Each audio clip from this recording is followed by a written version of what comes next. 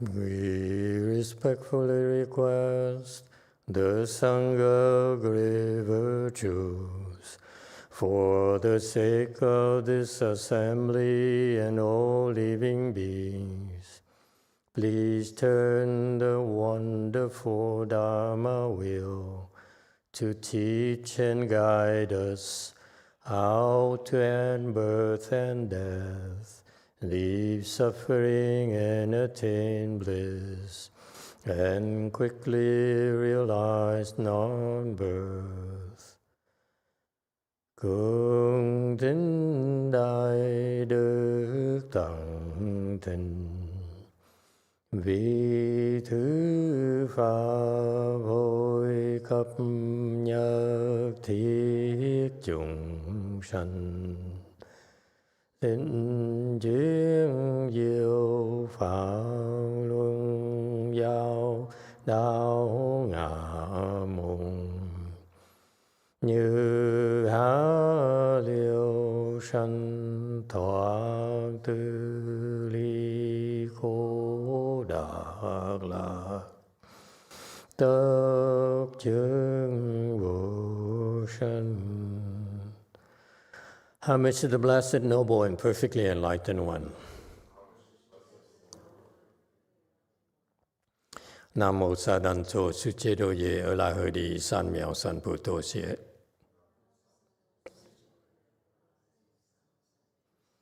Nam mô Tắc Tắc Tha Tô Ya Đa Ya La Đế Tam Miệu Tam Bồ Đà Toa.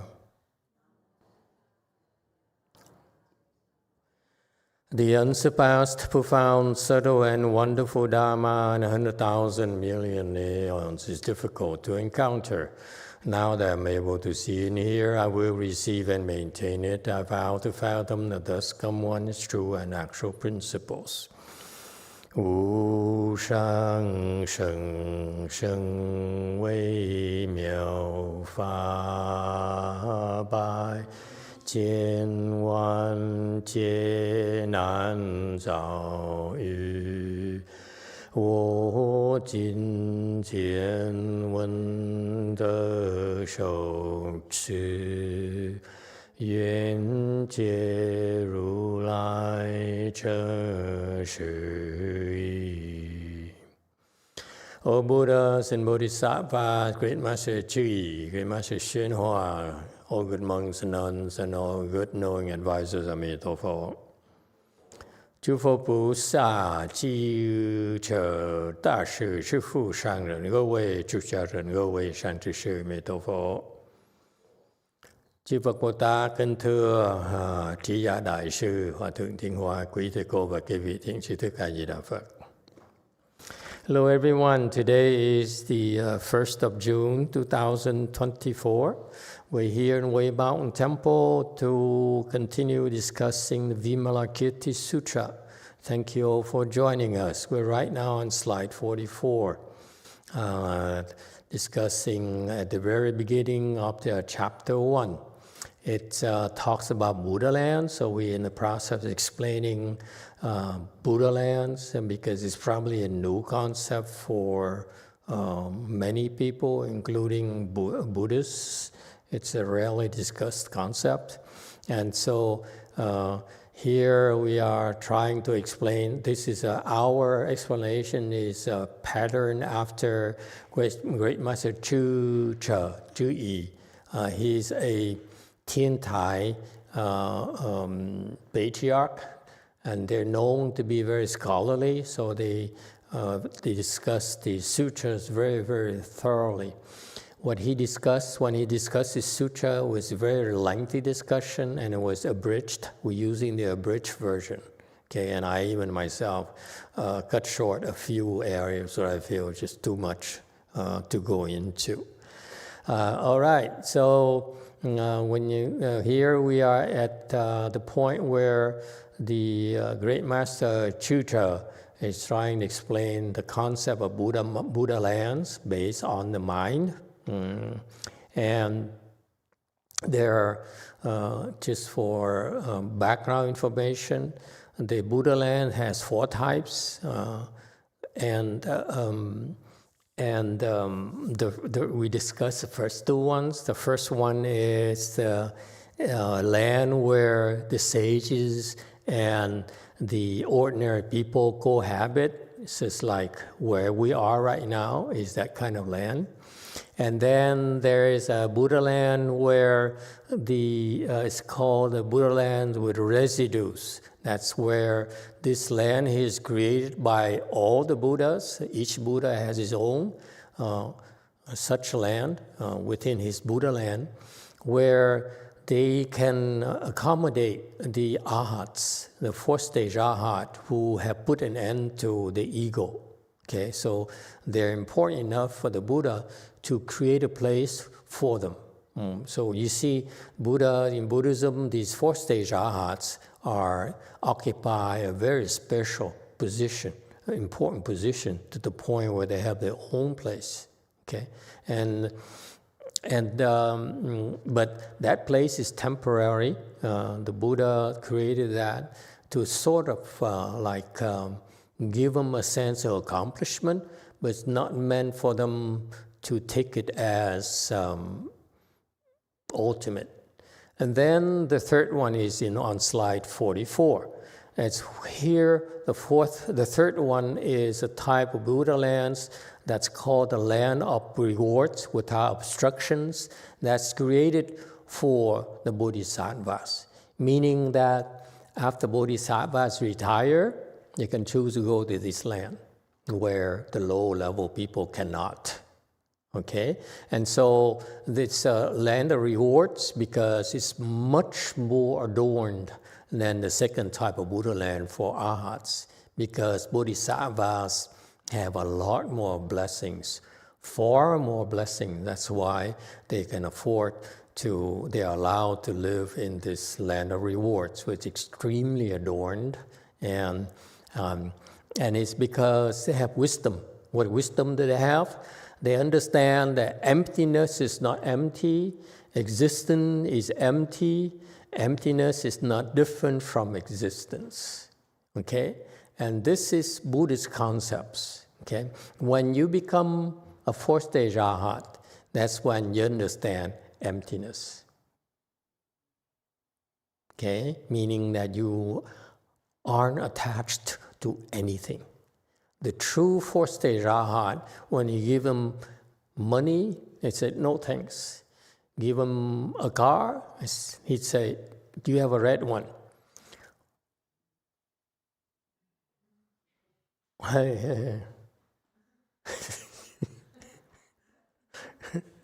Okay, private joke. Okay, so the fourth stage arhat, they're so detached on everything that they know, they're so wise, they said, I don't need anything, I don't want anything, I'm seeking nothing out of you. Only this low-life monks and nuns like ourselves who's trying to get your adoration, get more disciples, get more notoriety in bigger temples and so forth, and red cars and so forth. But the fourth stage arhat, the true fourth stage arhat, they're so free. Okay, they are attached to nothing whatsoever. And that's, in Buddhism, the concept of no seeking. They have everything already. They're not seeking anymore. Okay? So they're capable of doing that. But that's not ultimate wisdom. Ultimate wisdom is that because fourth stage arhat, they still have a very subtle attachment to that knowledge called emptiness. They said, you see, that's the problem. They're attached to nothing, and they actually don't realize they're attached to not being attached to anything. Interesting, huh? Things you take for granted, and so that's why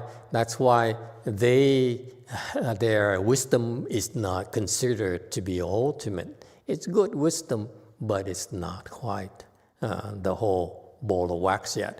In contrast, the bodhisattvas, they understand, for example, emptiness is empty, okay, but What does it mean emptiness is not empty? Meaning that even emptiness,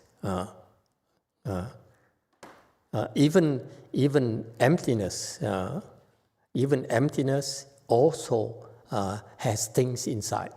Okay, that's wisdom. Okay, and then it's probably too much for many of you.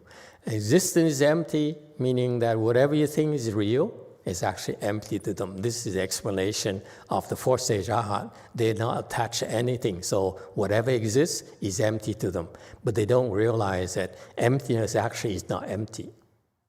Emptiness actually contains things as well.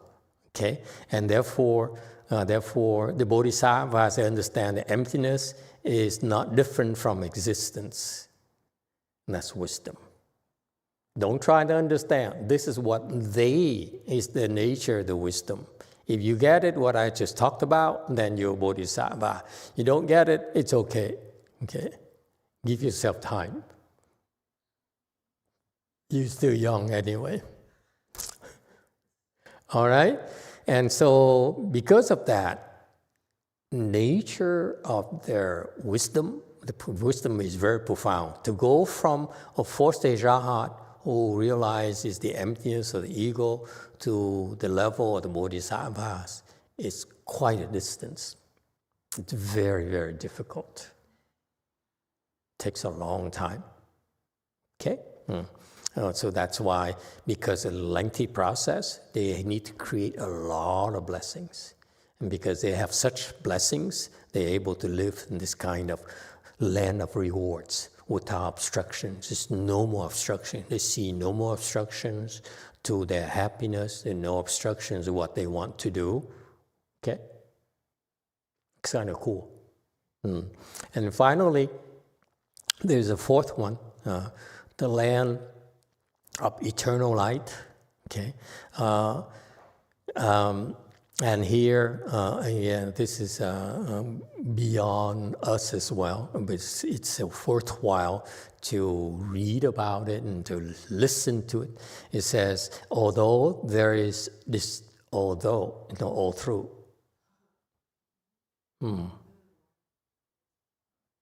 Excuse me. All I can say is that it's ChatGPT problem, although, not author. There's distinction between false and empty, okay? Entering and exiting, the source of ignorance is the Buddha nature. So here, the Buddha, when you get to the wisdom of the Buddha, he looks at everything and he can embrace everything. The empty, he can embrace it. The false or the existence, whatever you see out there, he can embrace it. He can accept anything. And then why? Because he's beyond ignorance, and he understands that the nature of that ignorance is brightness, and that is where he resides, in the land of eternal light. This is exclusively for Buddhas. It's kind of interesting to me why there's a delineation, okay? Very much like, how shall we describe it in a way that makes sense to you? My friend who lives in Pasadena, he would ask me to drive him around. He says, around Caltech, you guys know Caltech around Pasadena? Huh? You foreigners don't know about Caltech here, but Caltech is has a big campus in Pasadena. And he drove around and said, that belongs to Caltech. All these houses around the campus, he pointed them out and said, that belongs to Caltech, that belongs to Caltech, that belongs to Caltech. Okay? And he says, these houses are worth $20 million each. And I did a very quick math. 20 million times 1.3%. How much is that? Taxes. See? I rest my case. Yeah, see? You peasants. So you take 20 million bucks, multiply 1.3, okay? So how much is that? $200,000? $230,000? That's more than the salary of the average person. So what does it mean? It means that the average person cannot afford to live in such houses. And that's the land of eternal light. You don't have enough. You don't make enough. Okay? You don't have what it takes. You don't deserve to be there. So it's funny because these four lands are actually delineations of your blessings. Can you afford it? You can't. See, that tells you how blessed the Buddhas are, the Bodhisattvas are, the Arhats are. And we don't have enough. That's why we have to live in Beverly Hills and Pasadena. Okay? All right.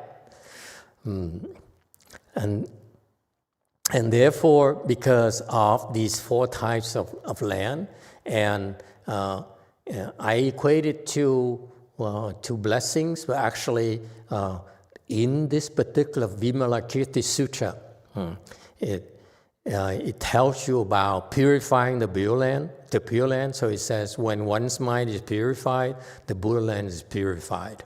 And so another way to look at it is that if you equate blessings, okay, we talked about the four types of four types of Buddha lands that correspond to four different levels of blessings, and it also corresponds to the four different levels of pure minds. Cool? So it takes a lot of blessings, sir, to be able to purify your mind.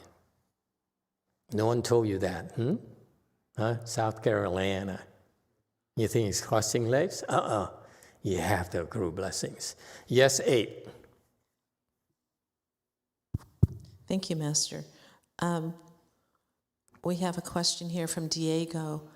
Emitofuo, Master. Hola. Regarding the last two Buddha lands that are mentioned, are they physical?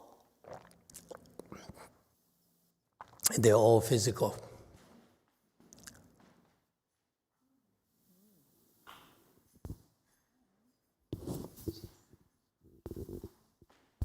Yes, 8.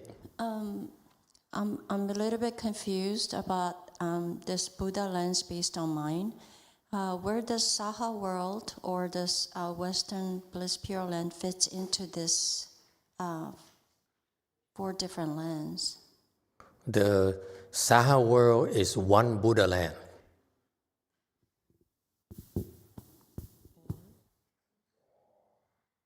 And within this Buddha land, there's four different types of Buddha lands. It's one Buddha land, but you look more closely, you can classify them as four sections.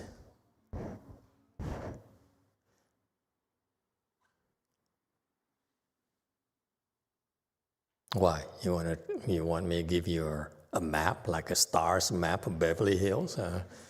You don't believe me or what? So each Buddha land is divided into four. You can classify each Buddha land as four different neighborhoods.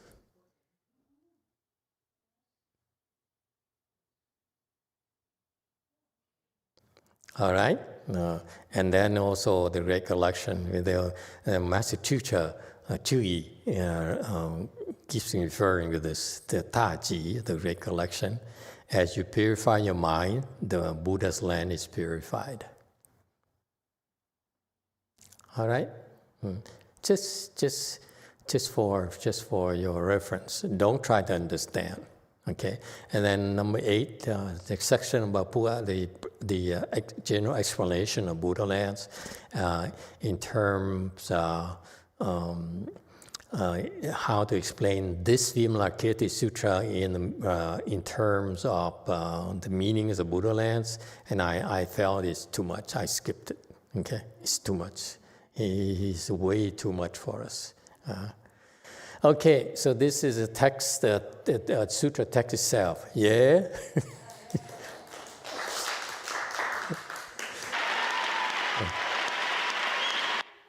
Very good.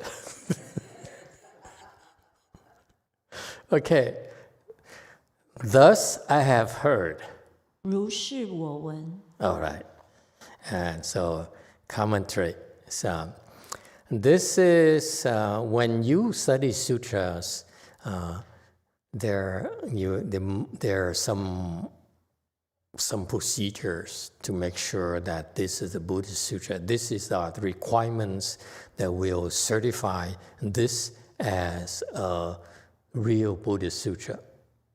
Okay, and so in this Prajna Paramita Sutra, the Buddha gave instruction to Ananda. So because when the Buddha, Shakyamuni Buddha, before he entered Nirvana, before he died, he told his disciples, "I'm leaving now. So you have any questions, have any doubts, you should ask now before it's too late." Okay. To me, that's interesting because Buddhas insist on his disciples asking questions. Therefore, teachers must encourage students to ask questions, okay? Not gloss over, okay? And so, because when his disciples heard that the Buddha was dying, was entering Nirvana, leaving them, and they were very afflicted, even their arhats, these arhats, remember, I don't know if you still remember what I talked about this morning, explained to you the approach of Chan training from a Wei-Yang perspective. And I explained to you that the fourth stage Arhat put an end to the ego, so they no longer suffer, okay, in principle. Okay, that means that they can choose not to suffer. They can choose to never suffer again. However, in this case here, his Arhat disciples are very attached to the Buddha, in particular Ananda. Okay, Ananda, who is the Buddha's cousin, was very attached to the Buddha. He was a constant companion of the Buddha, meaning wherever the Buddha went, he went along. Okay, and so he was very distraught. So he cried and cried and cried until his senior, the monk by the name of Mahakashyapa, was Ashnata Kondinya. I don't remember, one of the senior fourth stage Arhat, okay, who's afflicted, but he's realized that young Ananda was not fourth stage Arhat yet. Okay, at that point in time, Ananda was about first or second stage Arhat only, so he's still very, very afflicted. And in contrast, his senior Arhat was not that afflicted. So he told Ananda, said, "You should not be afflicted. This is the last chance for you to ask the Buddha questions. So you go and ask him questions." So that's why the Buddha was able to give time, his last time, to Ananda. Ananda asked him 4 questions. Okay, Ananda said, "We're honored one. After the Buddha's nirvana, after you enter nirvana, okay, how should I cultivate?" Question number 2, who's our teacher? Question number 3, how do I deal with the evil monks? Okay, number 4, how should we, when we collect your teachings in the form of sutras, how should we begin these sutras? Okay, so the Buddha answered him. He says, number one, after my nirvana, you should cultivate based on the 4 stations of mindfulness. Okay, this is your Dharma door. Okay, what are the 4 stations of mindfulness? You should always remember that there are 4 things that you need to remember if you want to open your wisdom. Or in other words, people who have wisdom would understand these 4 things. They dwell upon these 4 things. Okay, which are they? Number one, that you should be mindful of the body, mindful of your feelings, mindful of your mind, and mindful of dharmas. Okay? Dharma means anything. Okay? So what about mindfulness of the body? He says, be mindful that the body is impure. No matter how well you bathe it, or what kind of expensive perfume you rub on your body, okay, it's still impure, meaning that you should not be attached to the body. That's what people with wisdom understand. Therefore, another way to look at it is that as you cultivate, okay, you practice Buddhism, you practice this way of life, you become less and less attached to your body until you no longer are not attached at all. All right? Contrary to ordinary people, they're very attached to their bodies. All right, that's a difference. Number 2, second station of mindfulness. Who is the teacher? And then the Buddha says, and this is very insightful. You see, Ananda asked the most critical, most crucial, asked for the most crucial pieces of information to cultivate. So the insight here is that, who should I follow? And that's why in a Chan school, in Chinese Buddhism, in Mahayana, we always have what we call a good knowing advisor. And that is the professional secret. This is the things that distinguishes the people who understand how to cultivate in Mahayana versus those who don't. The people who cultivate Mahayana always know in their mind who they need to follow, who they need to trust more than themselves. Meaning that if the teacher tells you something yet you disagree, what do? You listen to your teacher, even though it does not make sense to you. And that is professional secret. And I tried to translate it for my earthly disciples. I said, it does not have to make sense to you. You ask Daniel, for example. In Daniel's world, everything is sensible. All the teachings are sensible to him, okay, from his God. But no, you disagree with your God? You shook your head. Are you telling me, sir, you disagree with the gospel?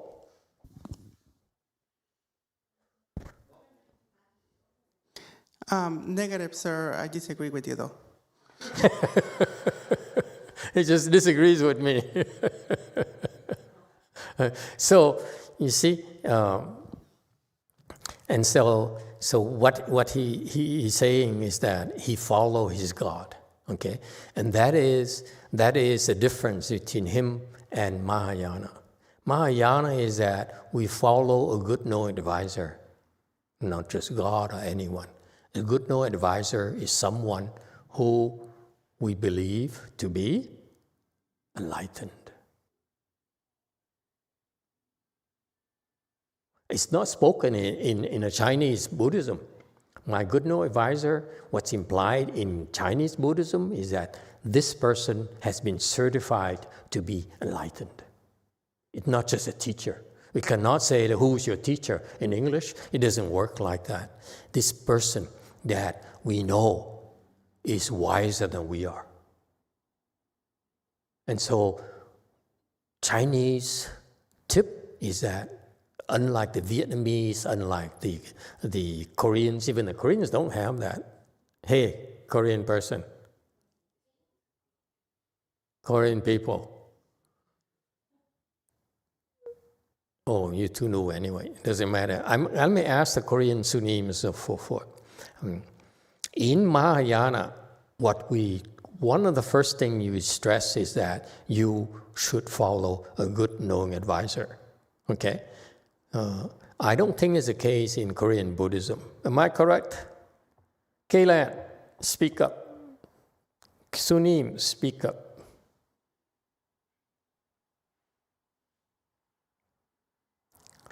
You know what they say?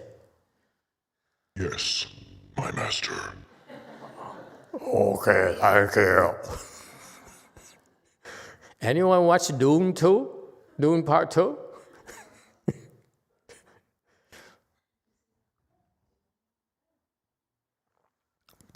Don't touch me!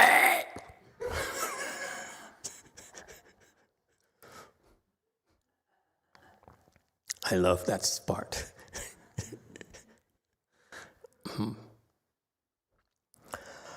Anyway, and so good no advisor, who's your teacher here is the English, but actually, who's my good no advisor is the Chinese term. Good no advisor, okay, again, is someone that has been certified to be enlightened. Otherwise, you don't follow them. All right? So the Buddha says, who's your good no advisor? He says, the precepts and sutras of liberation are your great teacher. So in other words, if you cannot find a wise person to follow and to receive instructions from, then you should be receiving instructions from your precepts and from the Buddhist sutras. Those of you who have been studying Master YongHua with me, or in English or in Chinese, you notice this is slightly different. It's a little bit more detailed than the way it was translated into English for me based on Master YongHua's instructions. Okay, so it says it tells you here. Master Chui is very, very, very precise. It tells you. His tip is that sutras like the Vimalakirti Sutra, okay, are taught by the Buddha to help you attain liberation. So that's why when we study the Vimalakirti Sutra, we are planting seeds of liberation for us, meaning liberation from suffering, from ignorance. Okay? And not only sutras, but also precepts. If you study precepts, you follow precepts, it's a form of liberation. What is precepts? Don't do any evil, do all good, and help all living beings. That's precepts. 3 things only. Do no evil, hear no evil. Do no evil, do all good, help all living beings. That's precepts. Stay awake. Look, she ate too much.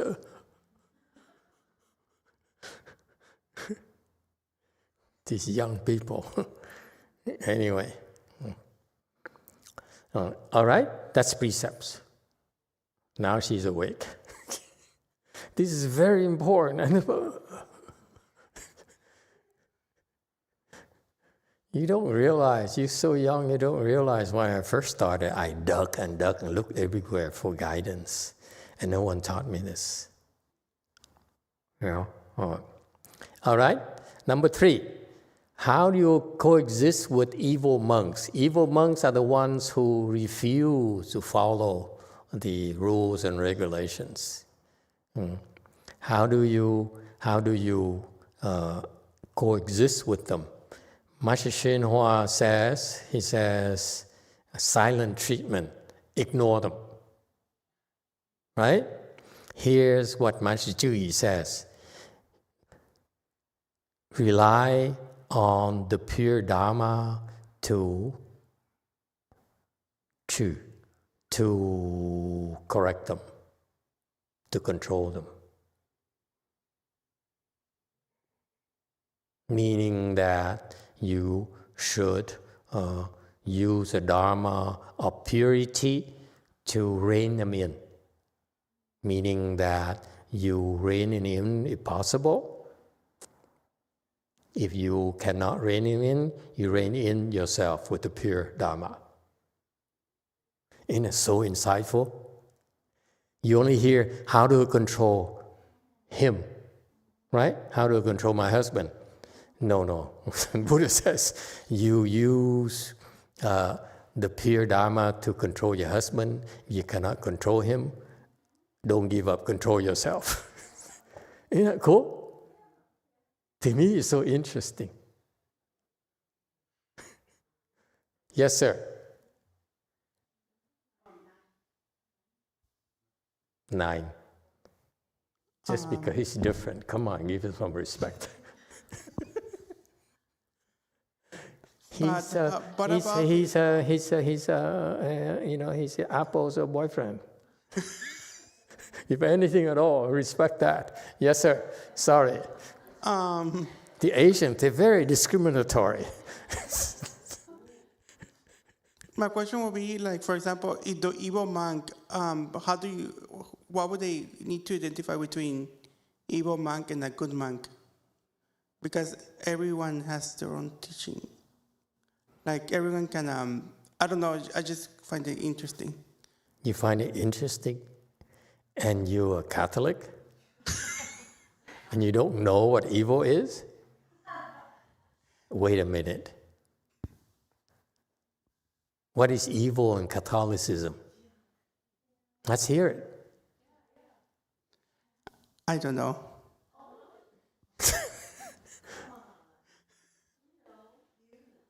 Because everyone does evil things, so everyone is good and bad at the same time, in my own opinion.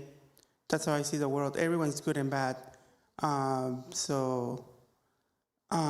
Evil monk, I don't know, it's just interesting.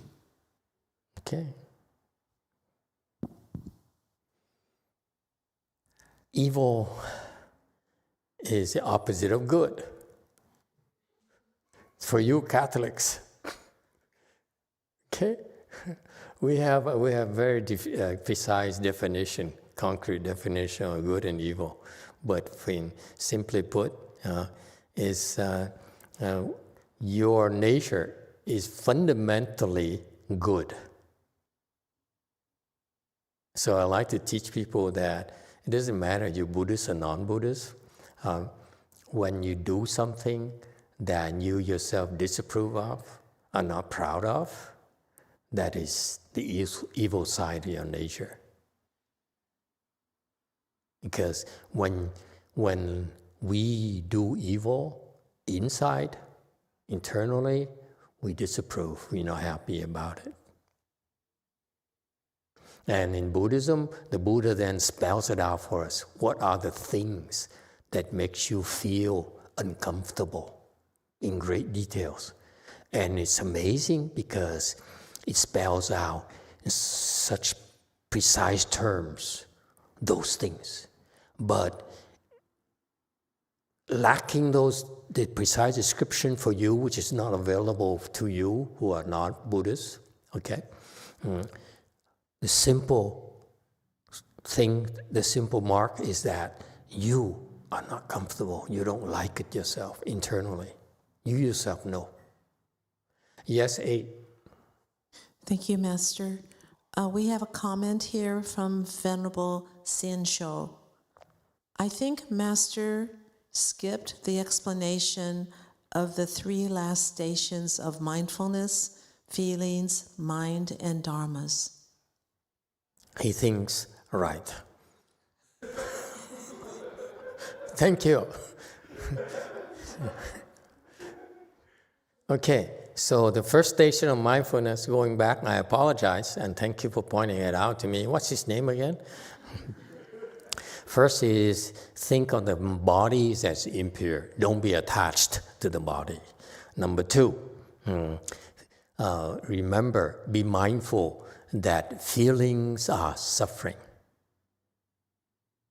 Meaning what? The feelings of pleasure are actually suffering. Why? Because they are addictive. You enjoy it now, okay?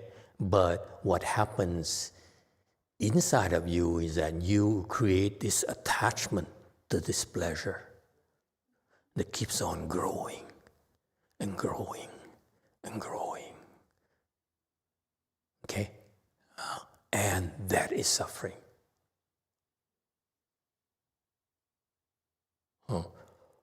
So if you have wisdom, you would not be attached to feelings.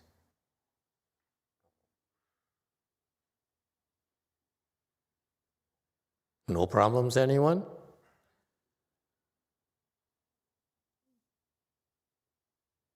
You have a problem? Okay, then avoid it.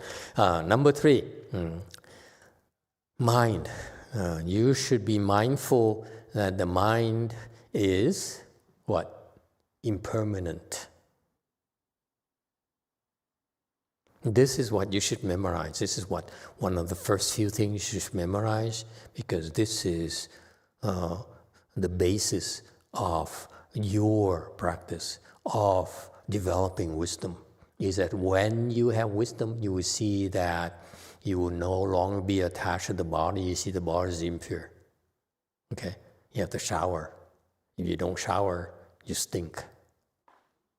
Okay? And actually, as soon after you shower, you start stinking already. Let's not go that gross, okay? But the body, you're not attached to the body. Number 2, you have wisdom, and then you are not attached to feelings. You're not seeking good feelings in particular. Or if you are a masochist, you don't seek bad feelings. Okay? The Buddha covers all bases, Catholic. You guys only seek good feelings, okay? We also guard against bad feelings as well. Okay? You heard it all from here at Wei Mountain Temple, sir. Okay? You heard it first. Number 3, mind is impermanent, meaning what? Hey, Catholic, what does mind is impermanent mean? That your girlfriend may not like you today, but not tomorrow.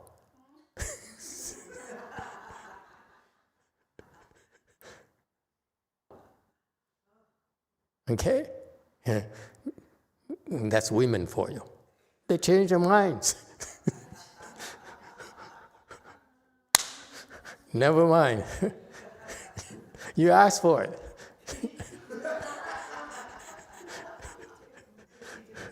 See, the Buddhist disciple, my Buddhist disciples, they taught this. They said, "Are you sure you want it?" Okay?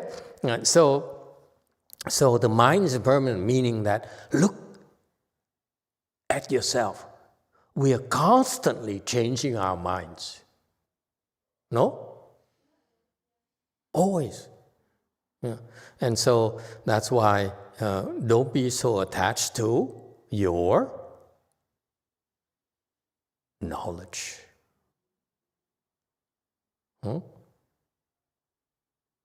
Your understanding, it will change. All right? And therefore, there's some consequences in that the relationships needs to be you have to keep on nurturing relationships so that she doesn't change her mind. You asked earlier about why it's so hard to find a good girl, okay? After you find one, she can change her mind. That's what's scary about it. So it's so hard to find a good one, and then after you found one, she'll change her mind about you. So that's why I told you, after you find a good one, that's when the real work begins. You have to work harder to make sure she doesn't change her mind about you. That's Buddhist wisdom.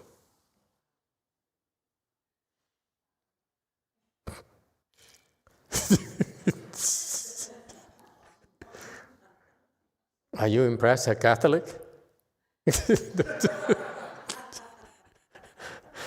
Okay. And number 4, dharmas have no self.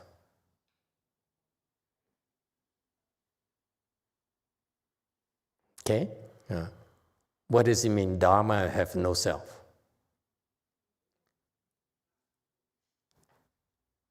What's a self? Dharma has a self versus dharma has no self.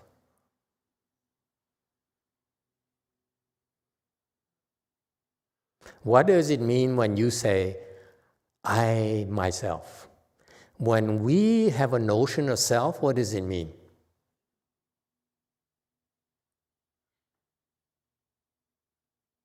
You are our own masters, our own mistress, our own emperor, our own empress. We don't need anyone.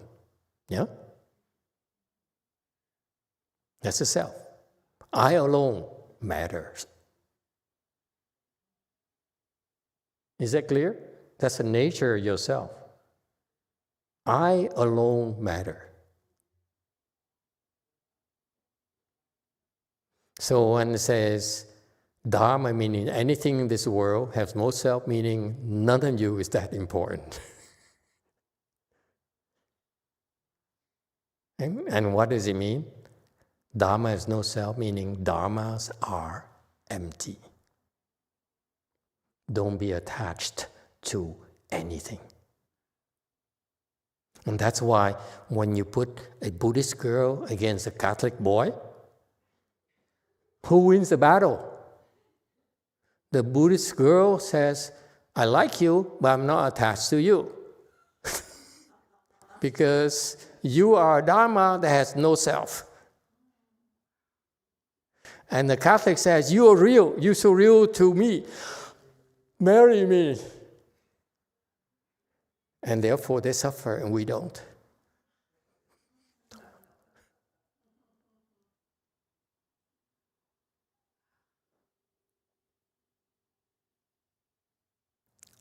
All right? Okay. So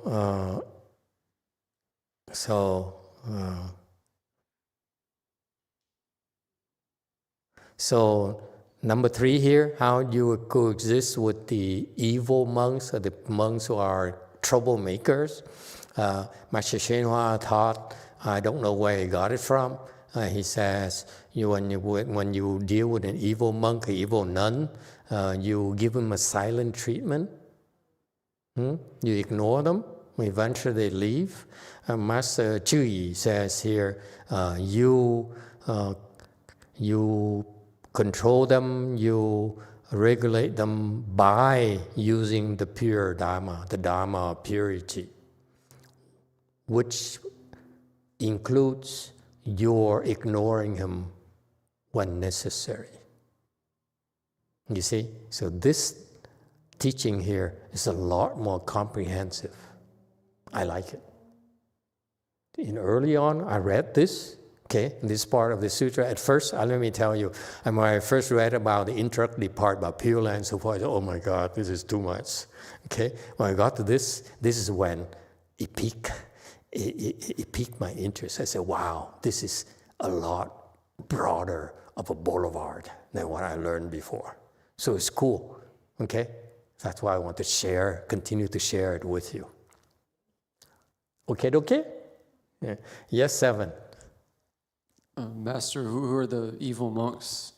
Who are the evil monks? I mean, is this back from the Vimalakirti Sutra from 2,000 years ago, or is it applied to evil monks now, or is it applies to the evil monks of all times? Okay, the evil has so many different parts of evil. Okay.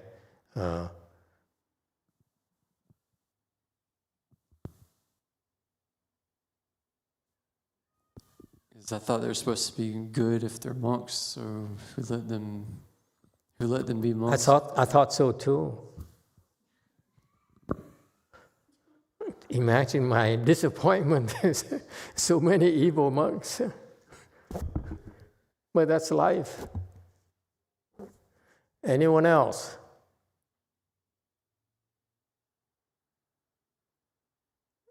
Yes, Catholic.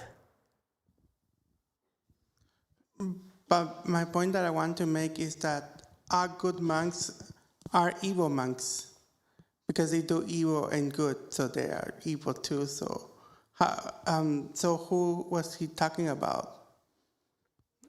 Good question. It sounds confusing, but actually it's pretty good. What he's saying is that the good monks, okay, but sometimes they do evil. Yes? Is that your point? Okay. So what do we do? So when they're good, give them a cake. When they're evil, use the pure Dharma to punish them. How's that? And that's reality. No one's 100% pure. No monk is 100% pure. We all make mistakes, and that's part of cultivation. Cultivation, contrary to what the Asian Buddhists would like you to believe, that's perfection, it's not. Okay? The Buddha, when he taught precepts, when he taught these rules and regulations, is to remind us, to point out to us, because what's beautiful about the precepts is that when you study precepts, it's actually you're learning. You're putting yourself in a position where when you do something good, all of a sudden you hear the voice of the Buddha say, uh-oh, boy, bad boy. It's kind of cool to me. Have you thought about it? I don't think that the Asians would like to put it that way, but when you learn precepts, it's about this is the Buddha's teaching, so that when you memorize precepts and you do something wrong, it's like the Buddha said, in your head. It's so beautiful. That's the nature of the guidance. Does it happen in your side of the swamp, sir?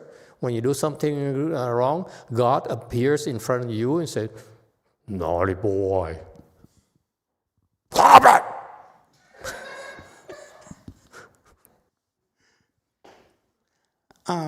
In my case, sometimes. Liar. Buddha would never do it for me. He deemed me too insignificant.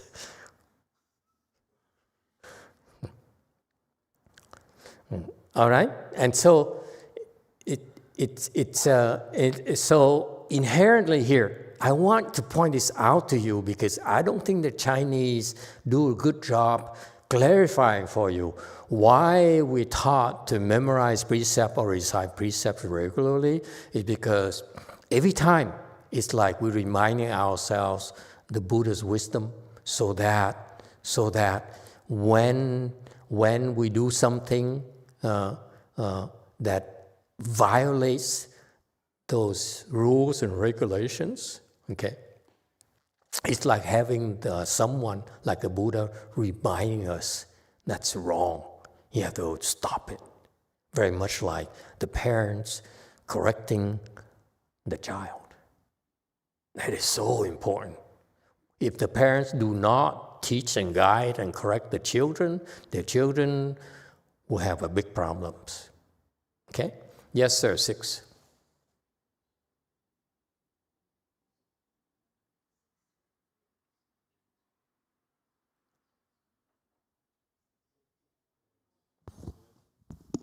Okay, now it's working. Thank you, Master. Ever since I took the precepts, I felt that totally. Every time there's an opportunity for me to lie or to take something that is not mine, there is something like, hey, stop, you took precepts, just be mindful of that. So it's beautiful. Thank you, Master. Excellent. What he's describing is so true for many of us. It's called the non-acting precept substance. And that's that in action.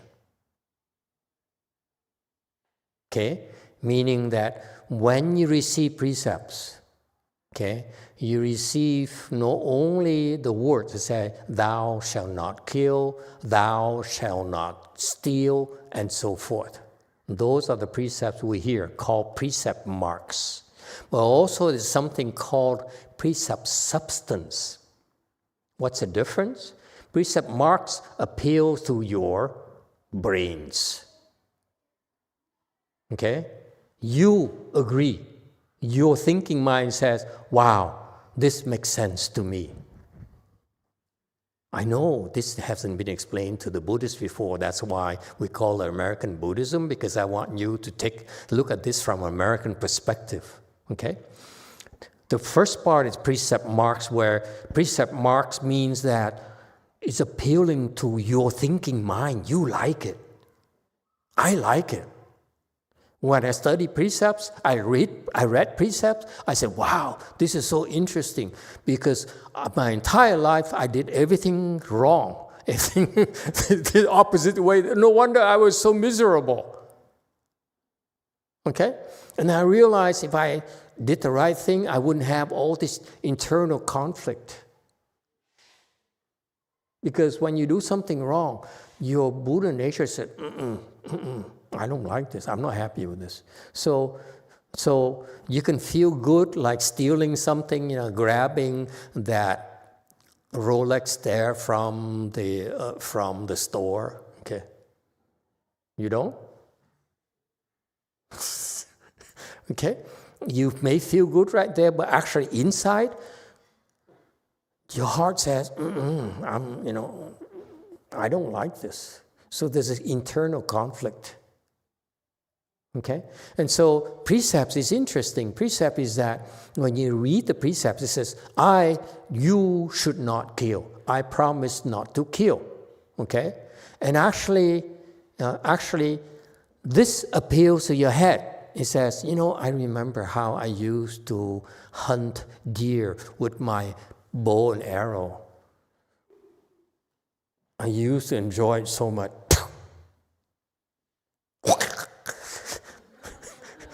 It's so, and you guys don't know how fun it is. I admit to you.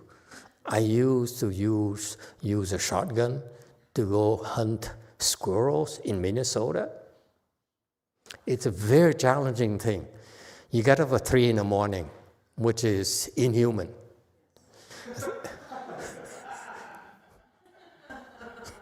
Why? What's so funny? Okay?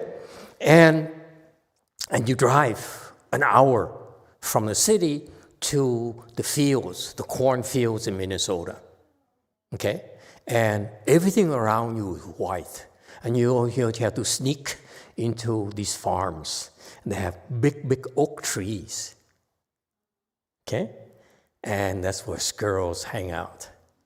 So you drive around, okay? You put 2 shotguns like this in the pickup truck. One this way, because you cannot turn the shotgun inside of the cabin. It's very difficult. So you always bring 2 shotguns. I've done it, so I'm not kidding you. And so you drive around, and my guide used to be a Vietnamese pilot. Why? What's the big deal? His eyes are so sharp. I wear glasses. He doesn't. So he drive and say, oh, right there. Can you imagine? This guy's incredible. That's why he could kill a lot of people from his airplanes. He said, oh, shoot there. So this is real, man, Catholic. So he would drive, and he drives out, and then he stopped right there. So he would point to this oak tree, okay? And I said, where? He said, right there. And look. Oh, yeah. There is this little squirrel that sticks his head up like this much.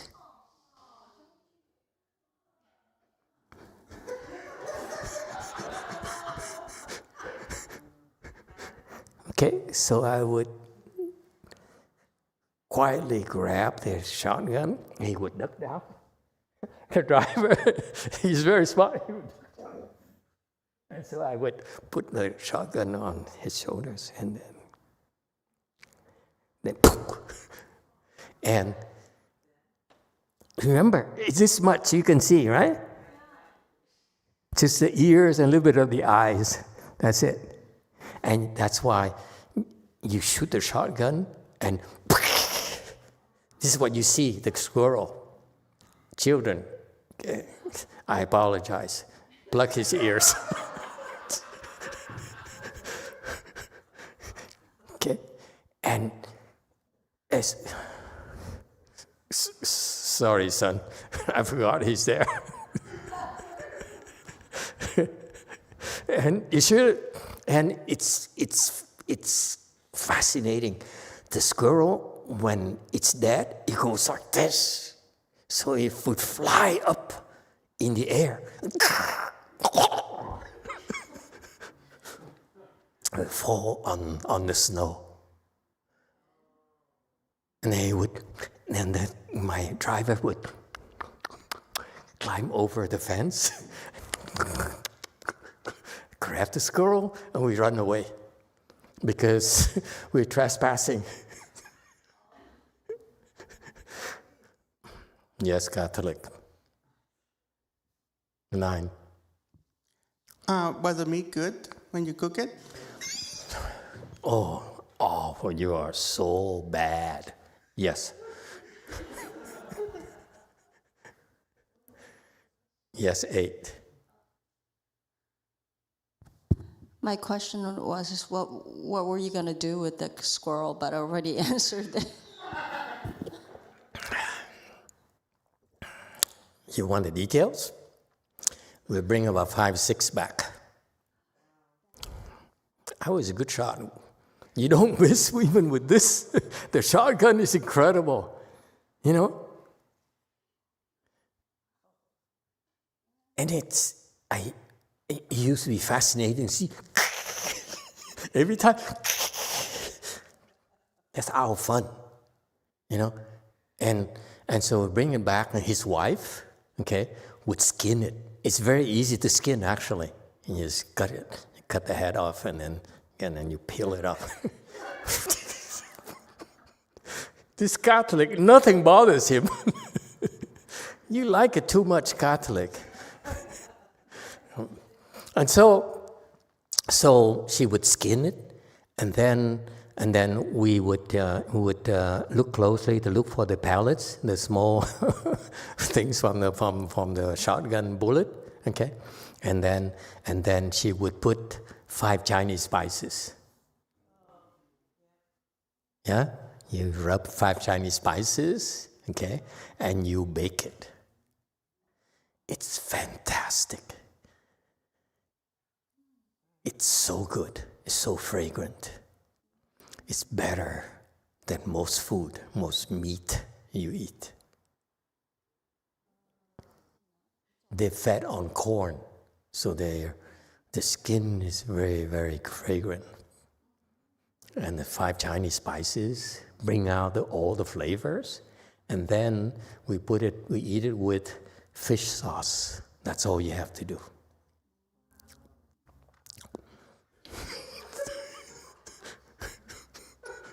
Excuse me, it brings back memories. If you think you have a problem with chicken feet, my problem is squirrels.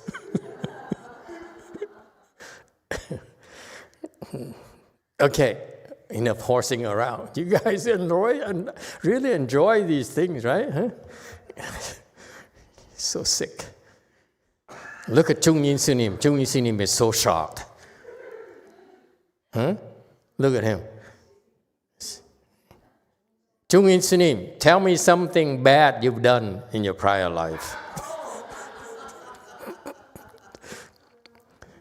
Something you're not proud of.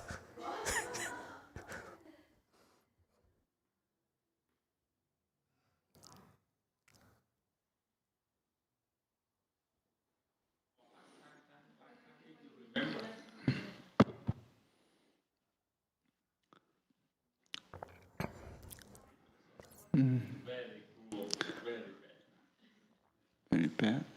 Go ahead. What are you not proud of?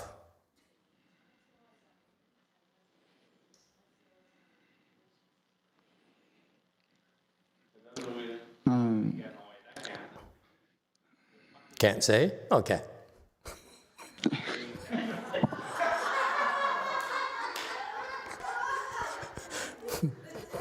So it's much worse than mine.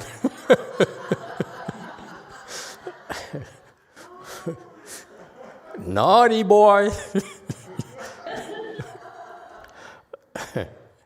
Okay, seriously, I think we should do some Dharma. So too much gossiping. And so the fourth question is that when I collect these sutras, how do I tell the listeners, the readers, that this came from you, not from me? And so the Buddha says, you open with "Thus I have heard," and then the 5 more requirements to be certified as a Buddha, as a sutra. You have to have a second requirement is time. Third requirement is a place. And another requirement is 1, 2, 3. The requirement is the listener, okay, the assembly, and the final requirement, 6 requirements, is that the Buddha, the person who's speaking, okay? And then 5th requirement, the 6th requirement is that there is some, the audience is the assembly.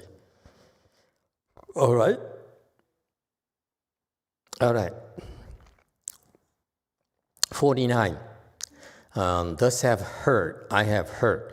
The rationale for this phrase here is to dispel doubt and encourage faith. Because what happened is that when they were in the process of collecting sutras, okay, because before the sutras were transmitted orally from generation to generation, okay? And there was no written language back then. And so what happened is they would convene, all these arhats would convene, and they would tell each other about sutras. That's how they would be taught about sutras and be reminded of sutras. And what happened is that the Ananda was his turn to sit up there and recite sutras. They used to just get together and recite sutras, no explanation, okay, among arhats. And Ananda would sit there in a Dharma seat like here, and then he would start reciting and said, "Thus I have heard the Buddha at one time was at Arampali in the garden," and so forth and so forth. And as he was sitting and was doing that, the audience looked at him and said, "Wow, did Shakyamuni Buddha come back?" Okay, he looked just like the Buddha, so adorned. Or some might think that maybe Ananda is actually a Buddha who pretends to be an Arhat, or some others might think that another Buddha came around to speak Dharma for them. So Ananda says, thus have heard, is that it says that me is me, Ananda. Okay, so that's why they would dispel any doubt at all, that those previous doubts. And then, because it's the word of the Buddhas, therefore you should believe, you should have faith. Okay, and the purpose of the sutras are to benefit ourselves and benefit others, and ultimately accomplish the way. Okay. Furthermore, this phrase here, thus I have heard, also is designed to differentiate the Buddhist teaching from those back then in India of the non-Buddhist teachers. Okay, they started with on, whatever, and that's how they signify their teachings. So in Buddhism, we would have, thus I have heard. All right, so this is Buddhist teaching. So number 6, again, so the 6 requirements are thus, like this, meaning that's how he heard it. It's not his word, but this is how he heard it. I have heard himself, he himself have heard, he's only repeating it. At one time, the Buddha was a speaker, some kind of speaker, there's a location, there's an assembly. Those are the 6 requirements. All right? And thus means like this, so that it teaches us about non-contention in the Buddha Dharma. The Buddha spoke with the mind that's not dependent upon anything. And when we listen to sutras, we should listen with the mind grasping at nothing. That's why I taught you, listen to sutras, in one ear, out the other. If you process, that's grasping. My teacher teaches his disciples to memorize sutra, take notes, memorize sutras. I don't. Okay? My teacher says, as you listen to my lecture, Master YongHua said, listen to my lecture, or listen to other people speak the Dharma, you should take notes. And then you go home and you read the notes and memorize it, try to go over and over again. I don't believe that's a very effective way of doing it, because when you do this, you are filtering. You're only writing things that you understand and you memorize, and you want to override this in your short-term memory. What I want you to do instead is just to let it flow through you freely. Don't attach to anything. This is attachment. Okay? This, to me, will give you better seats. No filters. Okay? So that's what I was teaching you that. I couldn't justify it for you. Okay? Because I was sort of like going against my Chinese teacher, but now based on Master Chu Yi, he says, disciple should listen with the mind grasping at nothing. It's exactly what it is. You grasp at nothing. Let your Buddha nature process it. You don't use any processing with your thinking mind. Is that clear? Okay? No attachment, nothing. Yes, one, no processing. But Master, when you're translating and there's so much detail, are we allowed to write information down? Take notes? Can we take notes? Because if we listen and then we need the information, we can't find it because you have so much information. You've been lecturing for so many years.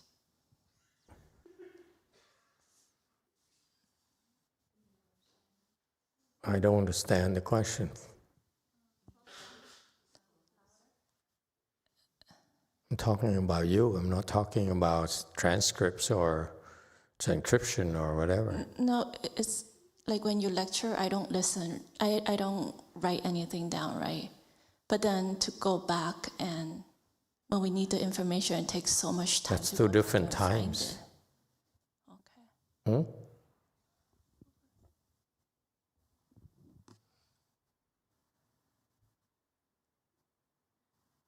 Yeah, if you said while listening, can I take notes? Yeah, you can take notes because it helps your work later. That's different. I'm just saying in general for all the listeners here and on the internet, they just listen. Don't need to do anything. It's better they do nothing at all. They just cross their legs, sit there and relax and listen. That's all. All right? And like thus here also entails some very skillful explanation of the Dharma, because the Buddha, when he speaks Dharma, okay, it's a very skillful way of speaking Dharma in order to reach the listeners. And so that's the meaning of like. And this means that the truth, this is the truth, the ultimate truth. Okay? Meaning that you don't have to process it. It does not need processing from you. This is what it is. All right? And 51, thus, so when the Buddha in the past, when he spoke the Dharma like this way, his disciple became awakened while listening.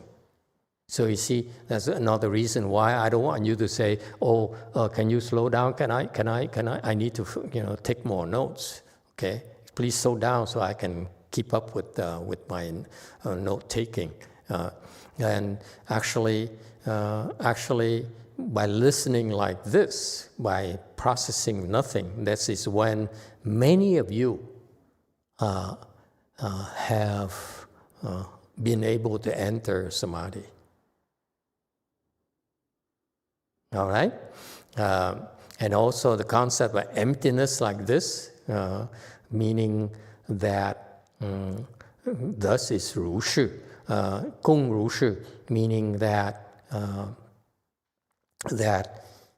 listening to sutras, listening to lectures, okay, will help you shed your ego.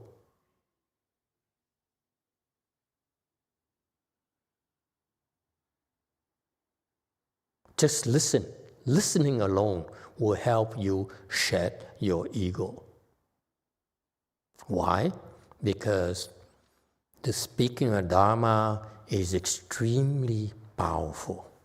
What you don't realize is that when the Buddha spoke the Dharma, it's not emphasized enough that before the Buddha spoke the Dharma, any Dharma, he entered samadhi. It's not like nowadays when we monks and nuns discuss sutras, we cram things and we take notes, like 10 to 20,000 notes and so forth all around. So let me see, it's this and that. Whereas when you speak Dharma, you're supposed to enter samadhi. And because when you enter samadhi, you speak Dharma, it helps the listeners shed their ego. So this is why when the Buddha spoke the Dharma, his disciples became enlightened from listening. It's called sudden enlightenment. This is why sudden enlightenment has to be taught from one person to another. So these So the Buddhist wisdom back then is that when there's a sutra being lectured, you're supposed to bring the sutra and go and listen, because that's part of sudden enlightenment. Okay? And also pretty advanced for you, Jia Ming Ru Shi, meaning that all the words, all the Dharma that are spoken are simply expedients, or the Buddhist jargons, they are false names. Okay? You'll be clear, and this needs to be repeated often for you. Buddhist sutras at times appear to be contradictory. Okay? It's because the audiences are different. Okay? For example, when you have children, you tell children, eat broccoli.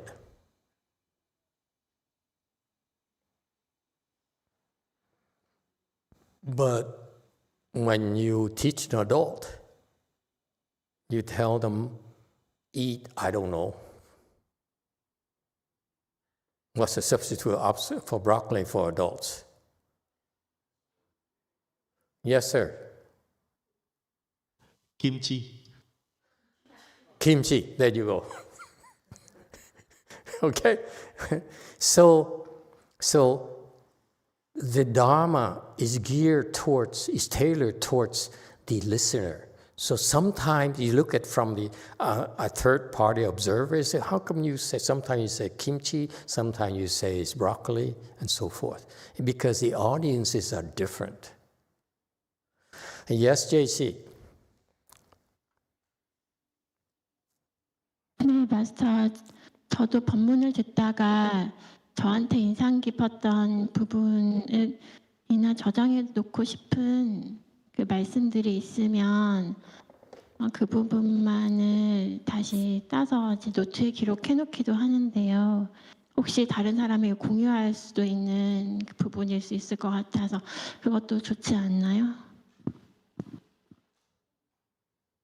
Master, in my case, when I listen to the sutra, there's some part that I want to take a note, so I want to share with others. So is it a good thing? It's okay, perfectly okay. Okay? Same thing. If you listen to Dharma and you have a certain desire, certain needs to do, by all means go for it. But point being that don't feel compelled to take notes. Okay, like the way that my Chinese master would tell his disciples, take notes, copious notes, and memorize them. I don't like to memorize. I don't like notes, okay, because it's not necessary. I found it to be working better for my disciples by telling them not to take notes. Some of my disciples started by taking copious notes, okay, and I told them to stop, and then actually helped them get there a lot sooner. Okay, but on the other hand, if you have a certain desire to transcribe or to share it or whatever, okay, then by all means take notes. Okay, that works too. Okay, very good. And finally, on this slide here, 51. All the Buddhist sutras in Mahayana teach the middle way.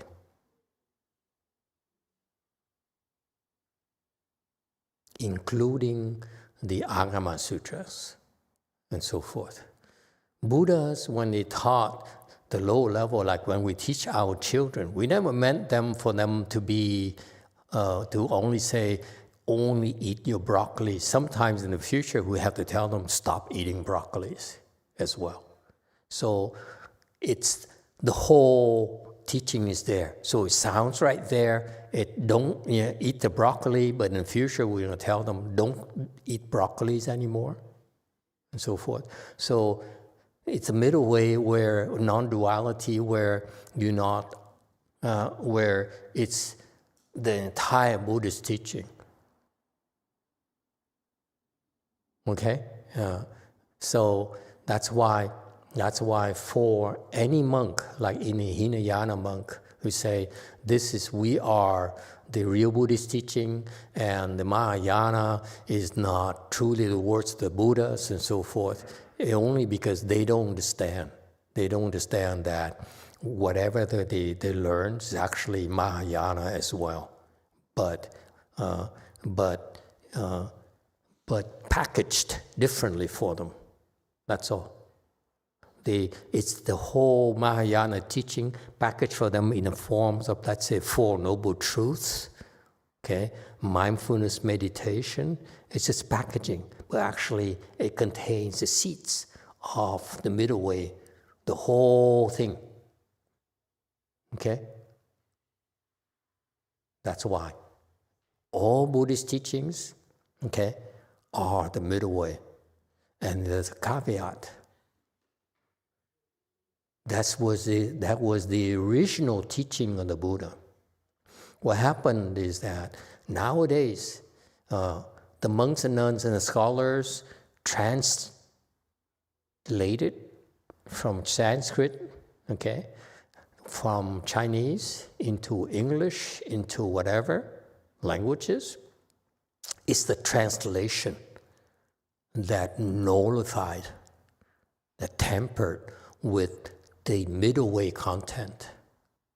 So that's why when you are not reading the original teachings in Sanskrit or Chinese, okay, be extremely careful with the translator. Because back then, originally, the transcription was in Sanskrit. And then the Chinese spent an awful amount of time and resources to translate from Sanskrit into Chinese, okay? Commissioned by the Chinese emperors. And therefore, they had the resources to bring in a lot of sages from India, okay, and so forth. And that's why the Chinese Buddhism text scriptures are very, very accurate and very advanced. And once they got the translation, they also added their own.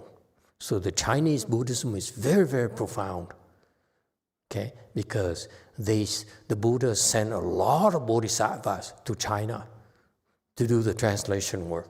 It was that important. Okay, that's why Chinese Buddhism is very profound, it's humongous. And now it's transmitted into America, and now we have the translation from Chinese into English. And there's a problem. The quality of translation is quite not there. Because we don't understand. Give you as a matter of fact, the original Chinese we got from on this text here, I don't understand. Okay? It has some Chinese context or concepts I didn't understand at all. Okay, so what I try to do too in the sutra is that I would bring in this original Chinese for context, for reference, so that in the future, the people who have more wisdom than I do will be able to correct it, point out where I'm wrong. Okay, we're all trying to learn, and don't have to pretend that we know everything. Okay, and so. My point being that be very careful about the translator. From Chinese into Vietnamese, into Korean, into English, into you name it. Be extremely careful. I would always look at who's the translator. What are his or her qualifications? Okay? Meaning, is she enlightened?